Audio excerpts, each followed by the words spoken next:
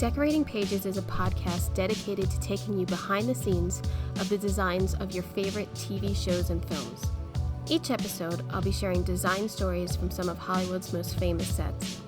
Interviews from set decorators, production designers, directors, and actors about creating the look of TV and film, about their design inspirations, and stories that take sets from page to screen.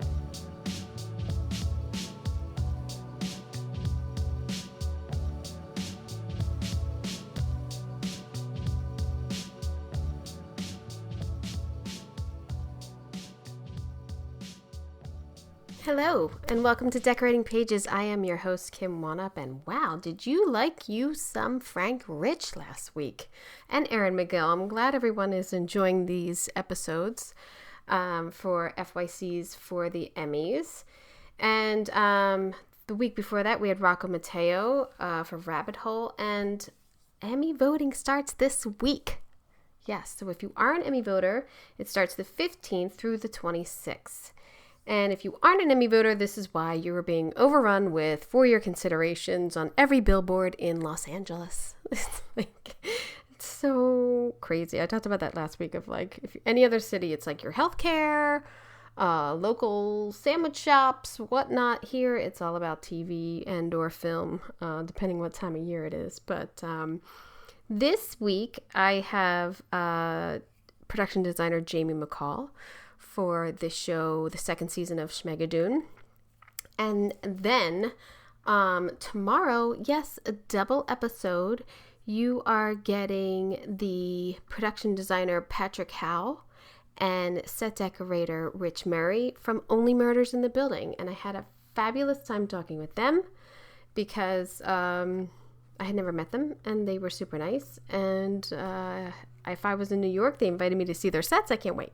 If I was there, I'd run right over because I love that show. Writer strike still going on, people. Yep.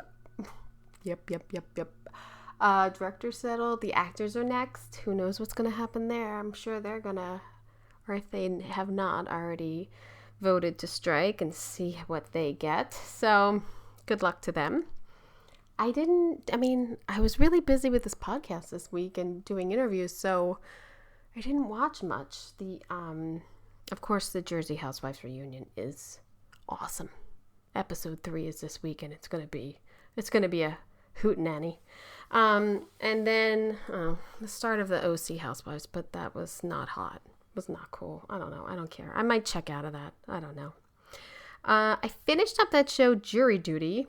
Production designer Joe Warson. I liked it. It's simple. It's fun. They're like half-hour episodes. It's cute. I mean, it's not going to hurt your brain if you want to check that out. A little reality show about guys signing up to be part of like a documentary series of being on a jury, and turns out it's a TV show. So it's kind of funny. I thought something different.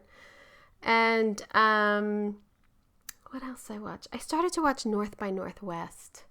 I love that movie. The design, all the locations, and it's not really a great. If it's sort of like you watch it now and you're like, wait, he didn't question why that chick just banged him on a train. Like I don't know. But I do like that movie, so I hit up some classics this week because all my shows ended. Succession, Barry, Somebody Somewhere. I feel like all of a sudden I got nothing to watch. So, I don't know. I'm not doing The Idol. I don't know. It looks like it's like Vanderpump Rules meets Euphoria or something. I'm not doing it. I don't watch those. I'm not doing it. I can't. Design looks great, I guess. I mean, the snippets I saw of it, the costumes, everything, I just couldn't care less. So, sorry, I'm not watching that one. Unless I talk to the designer or decorator. I think the decorator was Melissa Litch, who I had on here. But not for me. I don't know what else is on. Is anything good that you're watching? I gotta start that Silo. I know that 3-4 people told me to watch it. So I know I gotta start that one. But yeah, I am still watching the Hollywood Reporter doing their roundtables. This week they came out with a comedy actress with people like Natasha Lyonne, Jenna Ortega, Shirley Ralph. Those are good. The Comedy Men one I kind of checked out of. Wasn't as good as the drama guys, I would say. But still interesting if you want to hear the actors talk about their process and things like that. So I enjoy them. I like them. So let's talk about Jamie McCall, who I have had on this podcast before, who I have worked with many times. And our show, The Impeachment of Bill Clinton, was out, American Crime Story, in 2022. God, I felt like we worked on it for like a year and a half or something because of pandemic, and then they waited months to like release it. So feels like it was a very long job, but thankfully it was a long job with Jamie because I do love working with her, and she's a great friend. So I speak with her about the second season of the Apple Plus show Schmigadoon. This second season takes on Broadway musicals like Chicago, Cabaret, Hair, Dreamgirls, Oliver, Sweeney Todd. I mean, there might be another one in there, but I'm not sure. The sets are fantastic. A huge amount of design and builds that went into this show to integrate this comedic story are unbelievable. We also talk about her project that she did last year, Candy, which was a Hulu limited series, a true story of a mother who murdered her neighbor.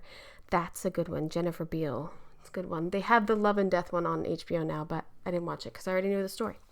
Also, check out Jamie's Instagram for some Wide Shot Wednesdays, which we talk about setting up these like hashtags for our work, and then if anybody wants to do them, go ahead. But she's starting Wide Shot Wednesdays to discuss how much of our work isn't seen and how much you should keep it wide. Her Instagram is JAME03, Jamie Walker McCall. So I hope you enjoy.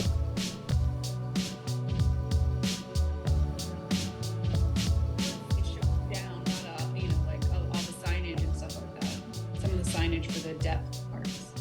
And was it also like, I keep thinking of like when they drive in and everything, all of that, like, was that a build? Mm-hmm. The bridge. Well, the bridge, yeah, but like the surroundings of it. Were you in a like, where were you? We were in this place called Martini Town.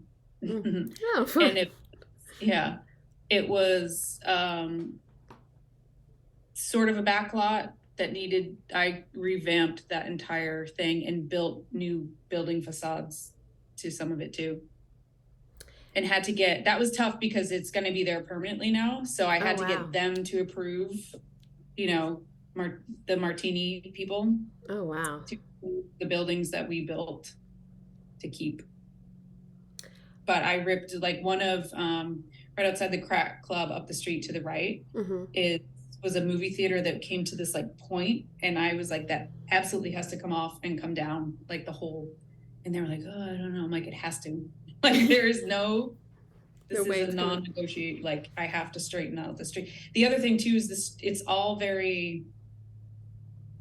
I was like, who built this? I'm like, why didn't they just go and look at some of the ones we've done in LA? With the angles. It's all doesn't make sense, and I'm like, this is. For filming, for shooting reasons, you're shooting off over here. How are you going to shoot over here? So we tried to build, and I was going to build a lot more of that town. And because of scheduling, we were supposed to shoot that at the end of the schedule, the end in August, to give me the entire season to be building that town. The neon street and everything? Is that what you're talking about? Yeah. That entire town, like out in front of the Miss Codwell's, the orphanage, like we built all that in the streets, like that was all built. And, we changed some of the facades there. Some of it was built, some of it we built. We built out some of the storefronts. But we were supposed to build more like the courthouse, more of the streets, more so you could do more 360 stuff, or at least 180. And, then because of the two people that were only available the first 2 weeks of filming in June, they were in every single scene out in the street. So it was like, now you have no time. And it's like, well, that's when I had to make the decision of like, what are we building? Right. What can be accomplished in this time period? So then it just became this. And then we had to put some green screen to extend the street to go beyond. Mm-hmm. Then we had a director who wanted this one thing. He ended up not staying the entire season. But some of the decisions that, like, our bridge was supposed to be closer, and he had a tantrum, and we moved it back further, which I was like, that's not what we should be doing. Well, it did. I will say that you say that, and it does feel like they should be shouting. Yeah. That's the feeling. Like, he did seem a little removed when he's like their introduction into the town or whatever. But it's because it's so far from the town. I was like, what?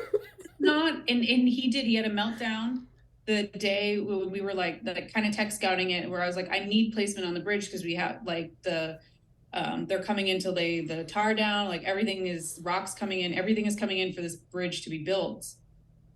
I need the placement. This is where I'm saying the placement should go. Let's discuss. And he was like, no, he kind of wanted this Gotham town. And me and the showrunner were like, that's not what this is. Well, yeah, it needs to read what we're getting into right away. So the director pulled Cinco off to the side, and they had a whole conversation, and Cinco was like, fine, we'll put the bridge here. Like, okay. So your prep for building all of that was shortened by like 3 months? 3 months, and then you had to cut it? I started on Schmigadoon March like 7th or something. I think I was up in Canada on March 17th, and I came back, and then I think it was up there on like full time starting like the 20th or 22nd or something, like that next week. And we started filming June 6th. And so a year ago. The town had to be completely done. Wow. By first day of shooting? By the end of the first week of shooting. Why do they do that? Why can't anybody like actor availability? Sorry, actor availability. Why does everybody have to lie?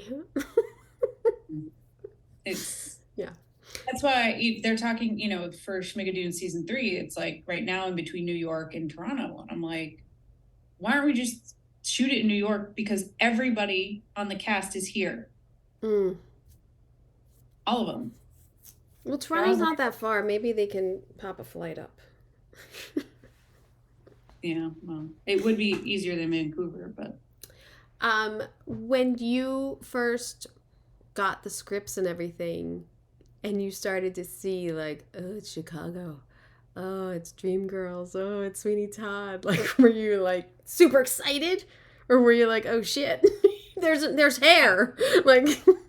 I was like, oh shit, I have to start doing my research because I'm not a musical theater person at all. Like, Heath is, my husband is. Oh, well, that was good.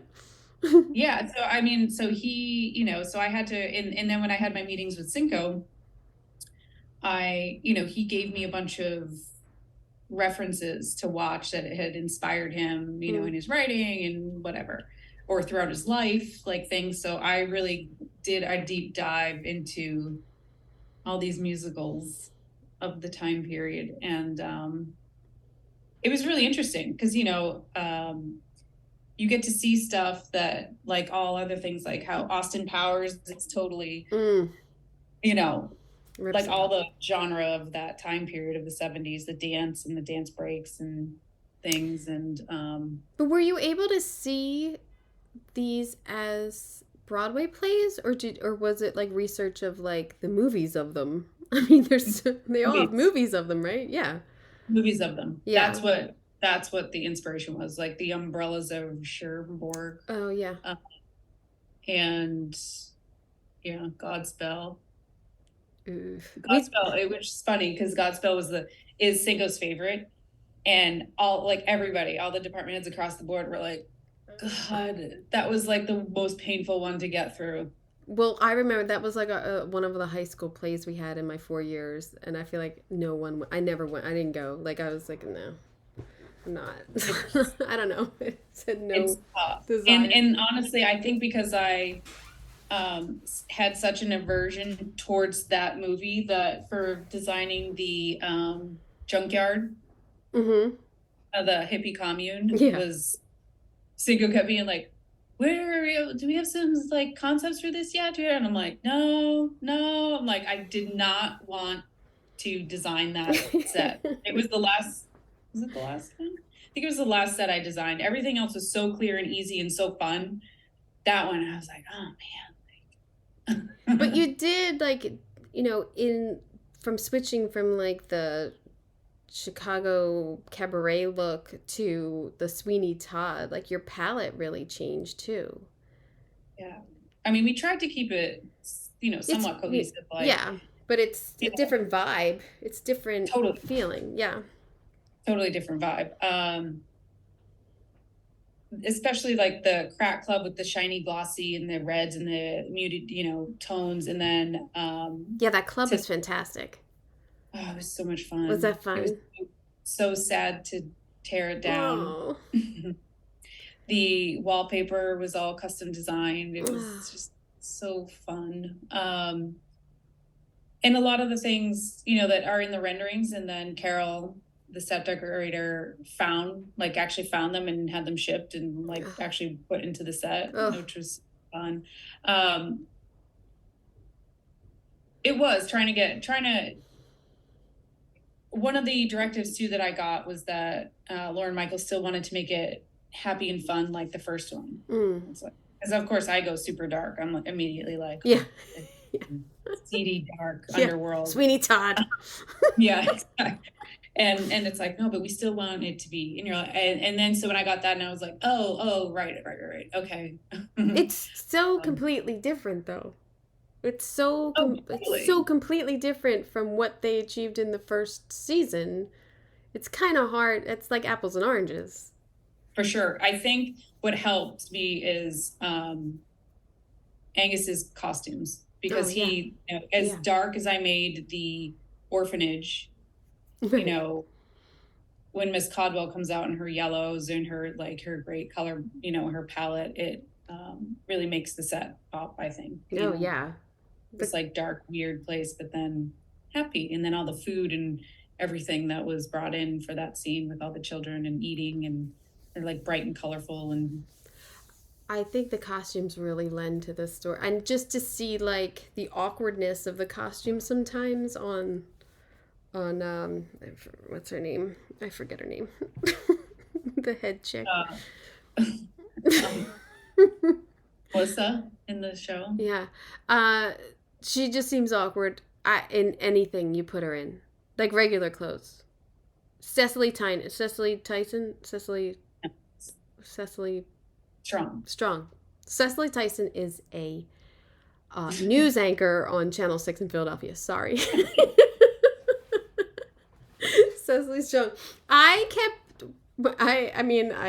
You never want to ask a woman, but I kept thinking, like, is she pregnant? And it was such an undertone of the season. I was like, is she? In the first episode, when her neighbor comes out and is like, oh, you're expecting, she's like, nope. Yeah. I was like, oh, is it for real and we're not supposed to talk about it? I didn't know if she really was or not. And then I forgot to look it up if she really was pregnant. And I was like, they've dressed her as if you don't want anything tight in the midsection. Like, they didn't. Yeah. But hey, that's all like costumes problem. That's not my problem. Thank God. The costumes are amazing, and it was super fun. Once I saw the choreography that was designed, and then because I was designing all the sets prior to knowing any of the songs or I mean, the songs are in the script, but I don't know. Well, that was one of my questions with the choreography. Are they working with the existing sets, or are they asking you to make changes for their songs? Chris Catelli was amazing. Because I was on and designing all the sets, and I am not sure if he was on yet. I don't really know, but he was, I believe, back in New York, choreographing all of the stuff and working on it with his dance team. And Cinco had the music, and then Cinco shared with me his rendition of the songs, like him just playing the piano, singing the songs. So that was a big help for me designing this stuff. And then eventually, like a few months already while stuff was designed, I got to see some of the dance numbers. And I'm like, oh, okay, right. I'm like, oh, well, this will work. I luckily I'd done the prom, so I get a little bit about what you need for choreography and stage space and things like that, and to make stuff mobile as much as you can to allow for. And he had some great ideas that then, all the chairs stacked, like that came from him. And I mean, he might have worked on that with Cinco or whoever else, but when I saw it first in the rough choreography, it was like, oh, that'll be fun. We had to design, stacking all those chairs and how would they together and be a stage piece that's just brought on in that cut. What was your shooting schedule like? Were you block shooting, or were you? Yeah, I mean, because of the lack of availability for some of the actors, so we were shooting essentially like I a 3-hour movie, right, with a half-hour TV show prep is what I got. Yeah. So because we shot it all out of order, everything was always out of order and never accompanying the realistic schedule of an art department. Exactly. Never. And it was also interesting because that was my first time designing for a half hour. Oh, I didn't think about that. Yeah. It's harder. It's way harder than 1 hour. It's harder, and it's also well, it can be harder. No, it's not every show, but well, this was that's a big show for a half hour. It's a big show for a half hour. So I was used to the bigness of that. What I wasn't used to was like, you only saw those 2 walls. Oh, yeah. Yeah. So that, I'm used to like some big wides or, overall and bigger, but it has to be so quick. Yeah. That is the bummer with half hour. Yeah, it was a big bummer. So that's why I'm going to start my wide shot Wednesdays. Yes. I'm excited for that. And then I think I'm going to do wide shot Wednesdays and what was something else?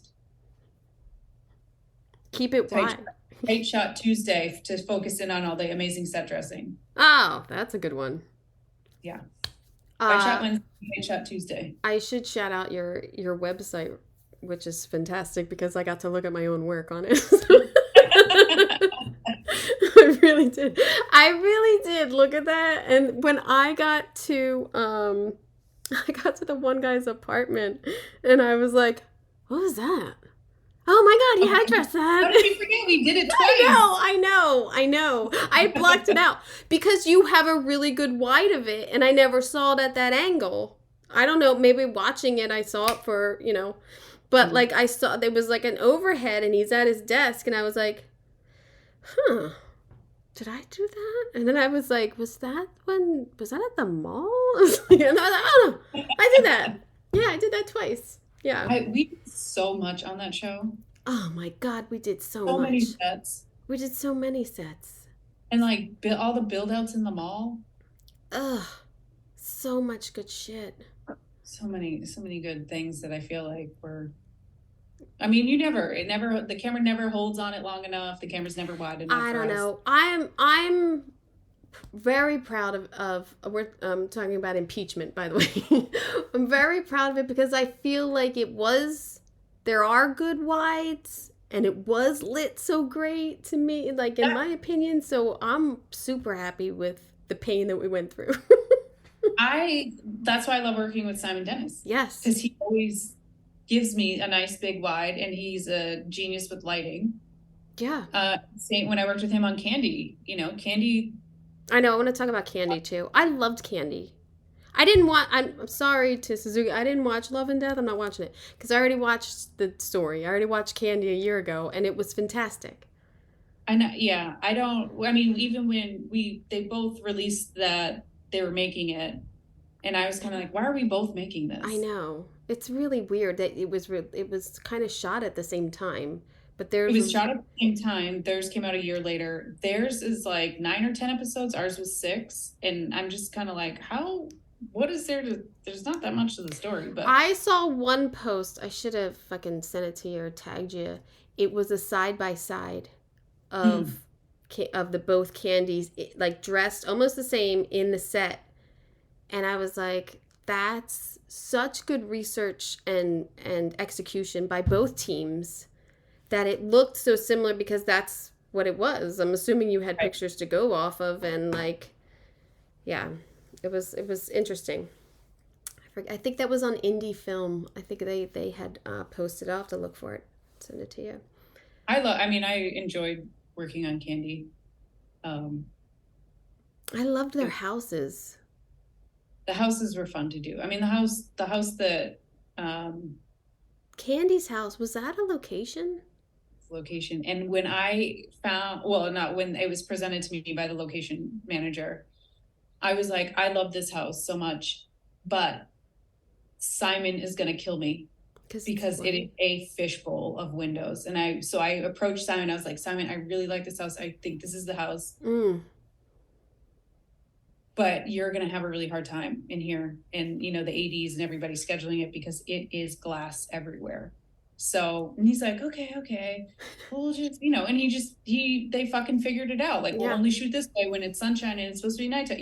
They made it work. And it really, it also helped that we were shooting over the winter in Atlanta. It helped and didn't help. Didn't help me because it was supposed to be a heat wave. All this took place in the heat wave in June. It was sweaty.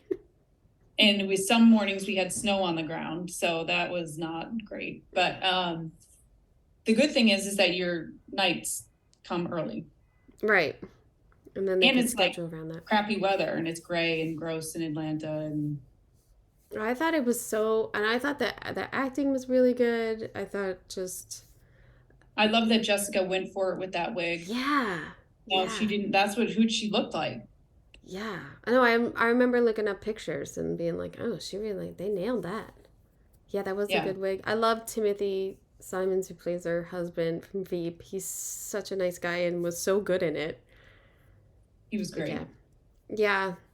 How was it, because you did Candy and you did Schmigadoon on location after being in LA for a while.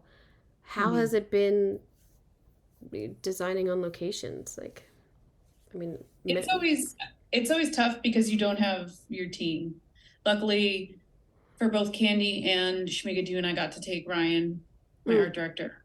And that helped because you at least have one person that knows your shorthand. Right. And then and especially now that everything's only 6 episodes or, 6 months and not a year. So you're just getting into your rhythm and people are learning your shorthand by the time the show ends, essentially, which stinks. So the good thing is I'm building up crews all around. Yeah. I mean, you've been in New York with Pose before. You're in New York now for the upcoming American Horror Story. Vancouver, Atlanta, you can go anywhere, girl. Go anywhere. No kids, no pets. Yeah. Tell Derek Hill when he wants to retire, you'll take over those worldly jobs. Right. I already told him because when he was debating on not doing the next season or whatever, was like, you better put me up for that. Yeah. He wasn't going to give that up. There's no way. No, he didn't. And of course he was going to do it. Yeah. And then he hopped on, I think he's on the Kevin Costner 4-movie trilogy or whatever. So is Steve Howard and the whole construction and paint team from Impeachment. Yeah, they're all out there. Oh, what a sweet gig for 3 years. Yeah. Just movies back to back with Casey. Awesome. jealous. Yeah. So you had Atlanta in the summer. No, you had Atlanta in the winter and you had Vancouver in the summer. September, I was in Atlanta from September through mid-February. That's not too bad. You probably beat the heat there. I don't mind the heat, but yeah, it was good. And then I went off to Vancouver mid-March through beginning of August. Oh, wow. Yeah, and it was freezing cold in Vancouver up until like the week shooting began in June. In June. And they don't have AC in their buildings there. I was in a brand new building and the windows only open like this much. Oh my God. On that street, how much build out was it and then extension? Like you had a lot of neon that I'm assuming you had to have made and designed we had and a made. Lot of neon. I mean, they were amazing up there. Our like in-house electric team was amazing. We had the neon built, the Crack Club neon was built, the Hotel Schmigadoon neon was built. We had some other light signs. Bobby Flanagan's was all built. That wasn't neon, but and then we had rented some, and then the rest after. It's hard to tell. I mean, I know it, but the Crack Club and the Hotel Schmigadoon are on the street, the corner, and then once it extends, there's another cross street, and that was essentially our 1800s, Miss Codwell and all of that street was the cross there. And then everything that extended beyond Dooley's was set extension. It's seamless. I mean, like as a viewer, like, or as someone looking at it, it's extended, but it looks great. And that's what I worked on. They were nice enough to bring me back in post to work on that for a week with the post team to be like, no, I want this. Like, no, this neon should be down here. Let's have, it say like pianos and this and, something, so they really let me and got me involved with composing that. The other set extension we needed to do was Jenny's loft apartment. It's essentially on the top floor of Hotel Schmigadoon. So that we were going to build, because there was a scene where she's throwing out all the clothes that they cut. And we were going to build it up there, but then they got a little concerned about putting the actress up that high. And I was like, that's fine if we do set extension. So I was involved in that set extension. And then next door to that is the Crat Electric. And that we built the hotel and the Crat Electric were all brand new builds. Oh, wow. The Crack Club was a complete remodel of that corner facade. But the top of the Crat Electric, I designed this whole lighting thing for it that they had to do in post. So they did Jenny's loft apartment in post. They did the top of the Crat in post. I think it's bravo to them for having you involved in post, because I don't think many designers get to have that. No, and they paid me. And I mean, now that writers want to be on during post, which is I think that was an ask that they knew would get turned down. You know what I mean? How you ask for more, and that one will let go. There's no reason to have a writer on during post, unless you're going to reshoot something, and then you would hire a writer anyway. That I don't get. I think that was an ask they knew they'd give up. But a designer, I do feel, designers are usually done the last day of shooting. You don't even get wrap. They kick you out. You don't even get to wrap up your office the next day. You're done. It's like I'm putting stuff in as I'm being kicked out the door in the boxes. During the steak and lobster dinner, you're packing up your car. Exactly. I never even get the steak and lobster. You don't even get the chocolate fountain. I don't even think we have that anymore. I haven't had that since before COVID. We don't even have big dinners. Nope. I guess I lied. On For All Mankind, they did have a but they still had the seating in the Sony parking garage. Who wants to sit there with your lobster tail in the garage and it's nice of them to do, but it's we used to have to decorate the stages. I remember on parks good place. We used to have to set up all the tables and help. I'd get flowers and we'd make it nice for the crew. I've been a part of that. Now they No wrap party, no lobster. No, we didn't. I don't think we had anything. I wonder if that'll come back now that COVID's over. I hope so. Or at least screening parties. Yeah. Our TV always did huge blowout screening parties, like the first. Yeah. Episode. That's always nice. Or if you air while you're on, showing it during lunch or something, and just to get people into the show. I think that boosts morale a lot. For sure. Yeah, definitely. What was your favorite set that you did on Schmigadoon? I think the Crack Club. It was the first thing I designed, and all the back rooms. That was, I think, my favorite set. But I honestly, Kim, I loved designing every single set. Every single set for me was so fun. The butcher shop, and then the butcher shop changeover to the bakery, which we had 5 minutes to do. Of course.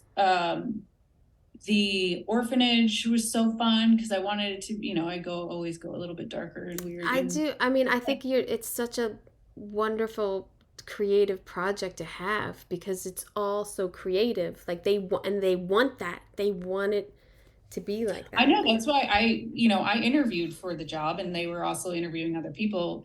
And when I got the job, I didn't tell them I had zero knowledge of musicals. That's not what I said in my interview. I was hoping they weren't going to ask me.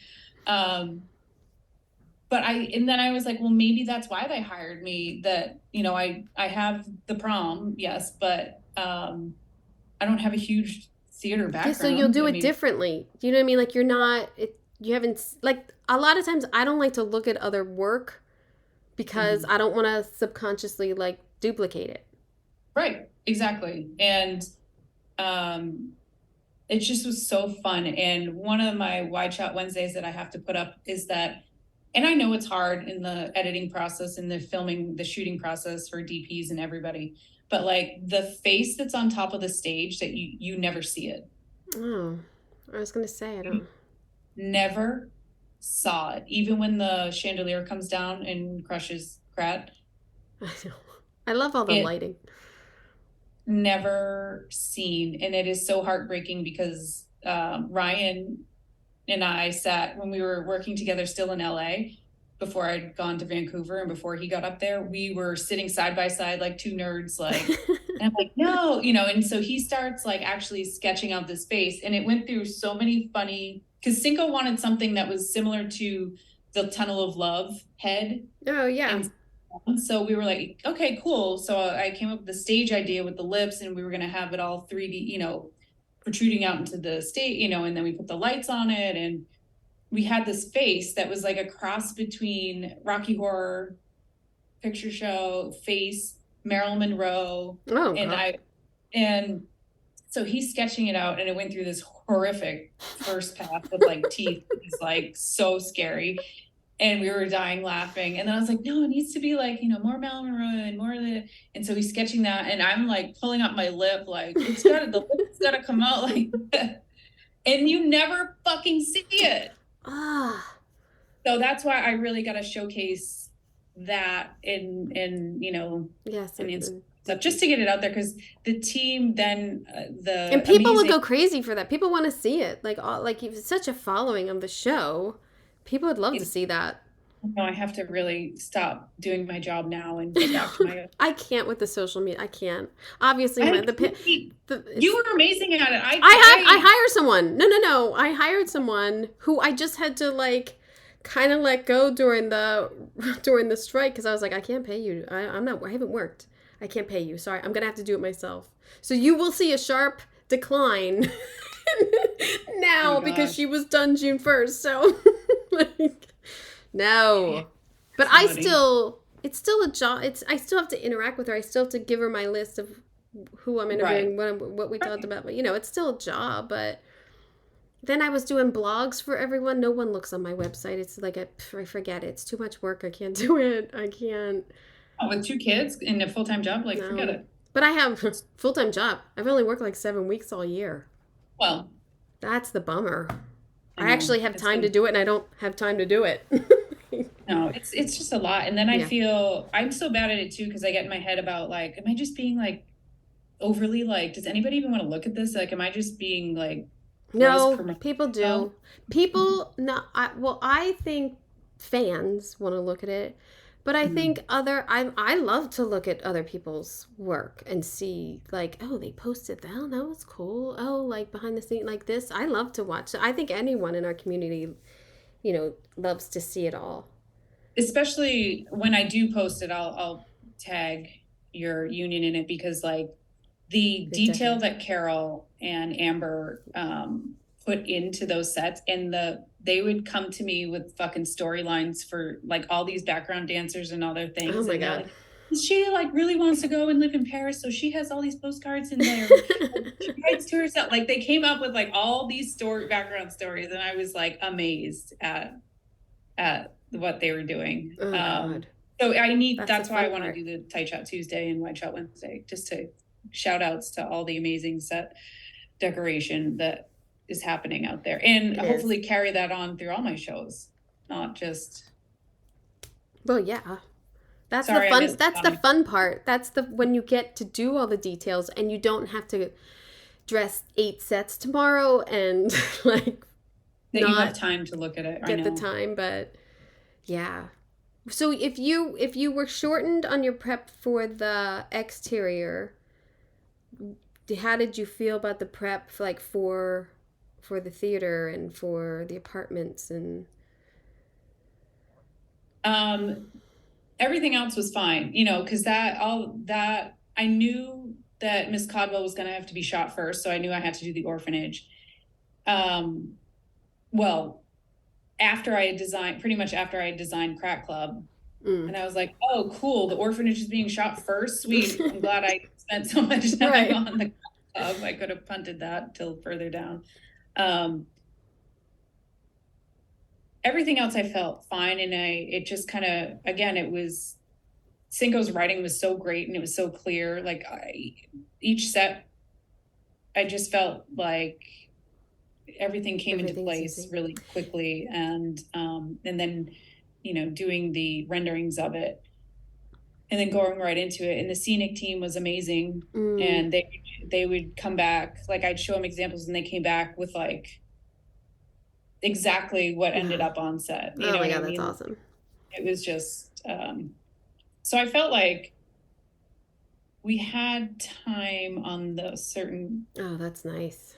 In the jail set. It was one of my favorite ones too. In the courtroom.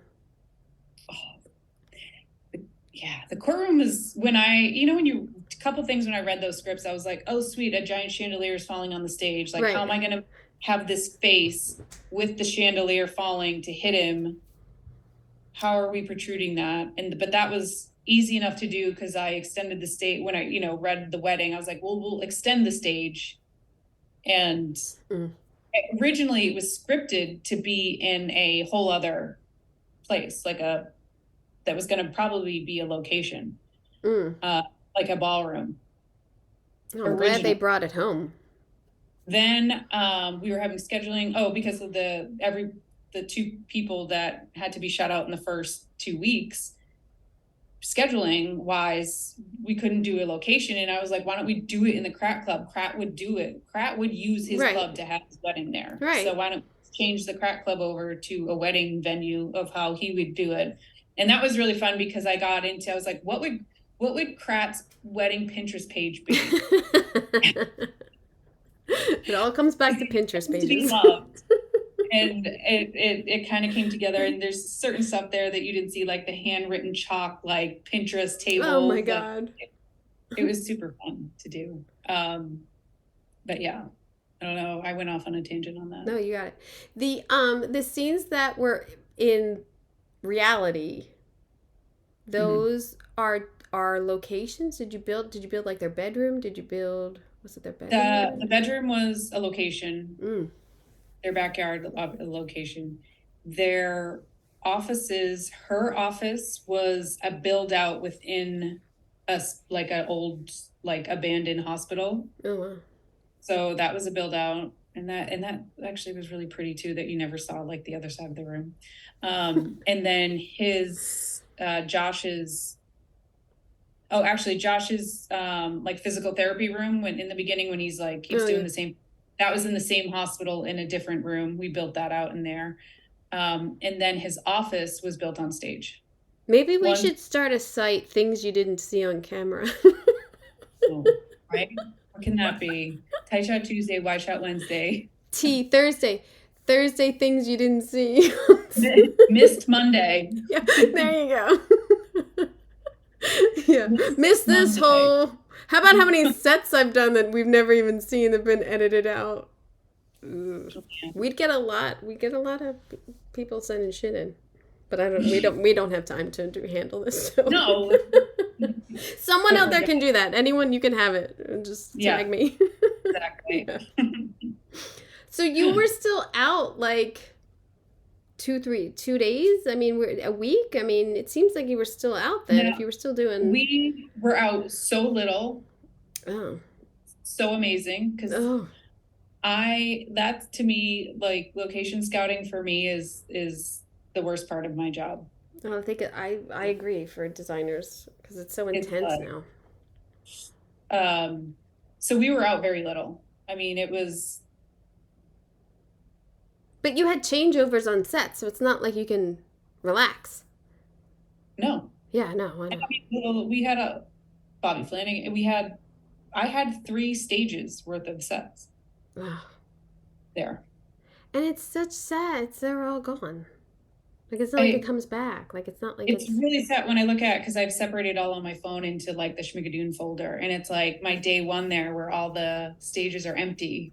Yeah. And then it's like, and then, construction sent me pictures of the stages again when everything was like in piles and done. You're like, so I know you have a tab on your website too, behind the scenes, where you show like the progress of construction and everything, which is awesome and sad at the same time. I know. And I know it seems like so wasteful, but we recycle a lot of it. Oh yeah, sure. It all is recycled. Sure we do. Half of it's in my house or my garage. I never get it because all that happens after. And see, you miss out on all the like, oh, just dump it all now. I don't get anything from a show. I'm not there during the fire sale. Do I have anything back? Oh yeah, I have the candy jar. I have a candy jar back there from the Oval Office. From impeachment or from impeachment? Impeachment. From impeachment. I know. I got a lot of White House shit. I don't care. I like doing it. I don't know. I was just talking to hopefully I'm going to talk to Anastasia White about White House plumbers, but I was talking to Frank Rich, who's the executive producer of Secession and White House Plumbers, and we were talking about the White House and everything, and I said, yeah, and then I went and did impeachment. He goes, oh, that was good. And I was like, wait a minute, did you watch my work again? Like, because I'm in so much awe of him. And he was like, oh, you had to dive into like all the Clinton stuff. And I was like, yeah. And then we went like talking about Monica, and he'd met her once, and he's like, yeah, another White House. I go, I don't care. I like doing it. Like, I don't care. Did I tell you how I was up for... I didn't get the job with... Francois Audi got it or whatever, right? Yeah, and the location manager who I worked with on Versace reached out to me. He's doing that, Robert Bowles. And he was like, the production designer wants me to find where you shot the... what is it? The courthouse. What was it? The house? The grand jury. Oh. And I can't find it. He's like, I think it's a build. And I was like, you are correct. It was a build. Sorry. Gigantic build. It was a build. So that was to toot our own horns there. Yeah. That was a good one. In fact, I just looked at that was another one that had to be built in 5 minutes. Yeah. And remember I couldn't find the light. I couldn't find the lighting in time, and I was really disappointed in myself. Of like the scale of the lighting is wrong in my world, and like like a 2.5-week build. And remember, it was like beginning of June, and I was like, you guys need to make a decision right now if we're building this or it's a location, because we have no time if it's playing on this day. I gotta say, the biggest FU on that show has to be the cafeteria. Oh. That, we spent so much time and money on that cafeteria. And it's like, I mean, they do a couple wides, I get it, but I don't get it for the amount of story. They didn't have to place it there. Like, even if it really happened there, like, I don't get it why we spent all this making a huge cafeteria. And then, and go back to it or use it more than once, at least. Like, I had to buy all those tables. I had to buy all those chairs. Like, I could not find the quantity. Yeah, it was a freaking Chase Bank that we to renovate. You renovated a whole building. Yeah, a whole Chase Bank. For like maybe 4 minutes of screen time. Maybe. It's crazy. That was crazy. All that lighting. It's crazy. I don't remember. We went in there and it was like Chase had moved out, and it was some of the ceiling was like ripped down, and it used to be my bank because I used to live over by Fox. That was my Washington Mutual. Oh yeah. I was there many times. Yeah, the bank had moved out. They had ripped it all apart. Kind of like, I don't know why they were there. Half the floor was gone. It was, that was insane. Can you guys build a cafeteria in here? Sure.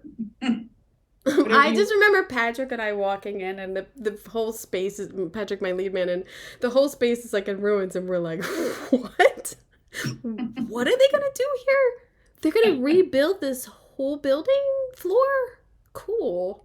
How many tables I have to get? But that actually, like, once I found the source, it actually was really easy. And we had gotten a bunch of cafeteria stuff from Vice. So actually that was it wasn't a hard dress. It's a ridiculous ask, though. and expense for something that we never went back to. Yeah. I think we shot it twice. Yeah. We shot 2 full days there, maybe. Yeah, exactly. 2 days, and that was it. Yeah. We only had it for a short time. So there's some waste in our world. I don't know where all those tables went. I think one of the prop houses got them, so that's not wasteful. Yeah, they're being reused. Yeah. Well, I hope Schmigadoon 3 is as good as Schmigadoon 2. If that ever happens. I mean, it's supposed to happen. But you never know where you could be. You could be in another city. You could be busy. I mean, timing and everything, that's always goes into it. But I really loved working on it. It was such a creative, freedom and collaborative process with Cinco, and it just is a lot of fun. I think too, what's great about it is you didn't have to recreate anything from season 1. It's all your designs, and it's a whole new show, basically. Well, and I'm not turning my nose up at anybody, whatever, but that doesn't interest me. I don't, I've had job offers where it's like, oh, season 2. And I'm like, unless the season is completely different, I don't want to do it, because then I'm just taking over someone else's work. And I don't enjoy doing that. Yeah. So it's not saying I never will do it. It's just, it's like attractive. Right now. For All Mankind, it was like, oh, we're 10 years later. It's all new sets. I don't have to replay. I don't have to do this and that. So I like it. It's like a whole new show. Because we all want to be creative in our own way. Yeah. We don't want to take on someone else's. I've taken over many shows. I respect a lot of decorating and everything. So I get it both ways, but it's always nice to do your own. There's no buts about it. And then you're not like stuck doing some, we're still carrying that thing that was established in season 1. Yeah. Kind of. And it's more creative freedom. Mm-hmm. Plus, you had a completely different scenario. Like it wasn't even the same topic. It wasn't even the same shows. It was fantastic. Completely new, and it was almost all stage set builds. Yeah, all like built. What a dream. Yeah. Like it was my dream job. Like everything was built on stage. I love building. I love designing and building, and the occasional location revamp here and there. But it looks like you had a great crew to pull it off too, just to be able to do all that. They were amazing. They really were. I mean, and again, that's the first time I was working with these people, so they didn't know me. Yeah. I interviewed most of them while I was in LA, and they were up in Vancouver. And I did get to meet with Carol, the set decorator, when I was in Vancouver doing the first location scout for Martini Town, the backlot. And she was gracious enough to meet with me, and she had done season 1. Oh, and fun. So I was like, oh my gosh, I really want you to do this. Yeah. Her portfolio and everything, she's like, I would be such a huge help to have somebody from season 1 and just all the carryover. And she kind of was like, I'll let you know. And I was like, God, I hope she says yeah. And thank God she did. And it was pretty, please. Yeah. And I really lucked out with the construction coordinator, Mike McCall, and his team. They were just so on it and fun, and just, that Canadian get it done, chill demeanor, like, oh yeah, okay, yeah. Yeah, okay. And I'm like, are you gonna freak out yet? And they're like, no, okay. I don't know if I trust that. It's the Canadian way. They're very okay. Well, congrats on the season. It's fantastic. It was so much fun. I'm glad it hopefully came across on screen. Oh, yeah, definitely. It's a fun show. I mean, if you're into it, it's a fun watch. And right. And especially even if you're not into musicals, I think it's a fun. Yeah. It's fun. You get it. Josh isn't into musicals. That's when I watched it to prepare for my interview, when I watched because I'm not really into it. So I kept seeing it on Apple, but I didn't click on it. And then when I watched it for the interview, I was like, oh, I love this. This is great. Like, Josh is literally, some of Josh's lines are things I have said to Heath. Yeah. I think I got through maybe 2 episodes of the first season because I'm not into it either. Mm-hmm. But in watching it, and even in season 1, just like looking through sets and stuff to see the creativity and the costumes, and like, because there's not anything else like it really on. That's what's so great about it too. By the way, we talked for about 45 minutes before I started the interview, just talking about life and, working, and she is in New York now, working on the upcoming American Horror Stories with Kim Kardashian. So I don't know when that air date will be, but I'll probably love to talk to her again about her work. And I think it's also interesting to hear about a designer who keeps, getting the work and traveling. She was in Vancouver for Schmigadoon, in New York now. She's done Pose in New York. She did Candy in Atlanta, I believe. So, the career of a production designer can give you many opportunities to travel if you're into it, and as a set decorator. But yeah, I have said many times, no one ever asked me to leave the city till I couldn't. So I don't know. But I'm right now, if a show came up out of town, I might have to take it. I think a lot of us are in the take it zone, not in the I don't know if I want to do that zone. I think everybody kind of wants to work. So I will be talking to you tomorrow because, again, I have production designer Patrick Howe and set decorator Rich Murray talking about Only Murders in the Building. Next week, I have Helena Swab talking about the 2nd season of Perry Mason. I also have Jonah Markowitz talking about George and Tammy, that limited series. My God, those sets are amazing. All amazing sets, and once again, if I haven't said it, Emmy voting starts on the 15th through the 26th. I hope you got an earful. I'm Kim Monop for Decorating Pages.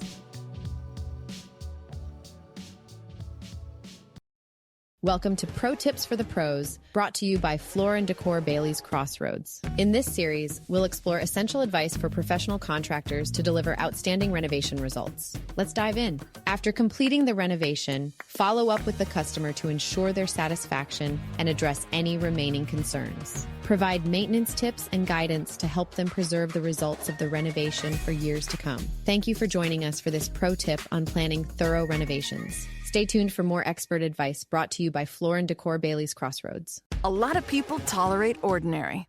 Ordinary bathrooms, kitchens, entryways. Well, not on your watch.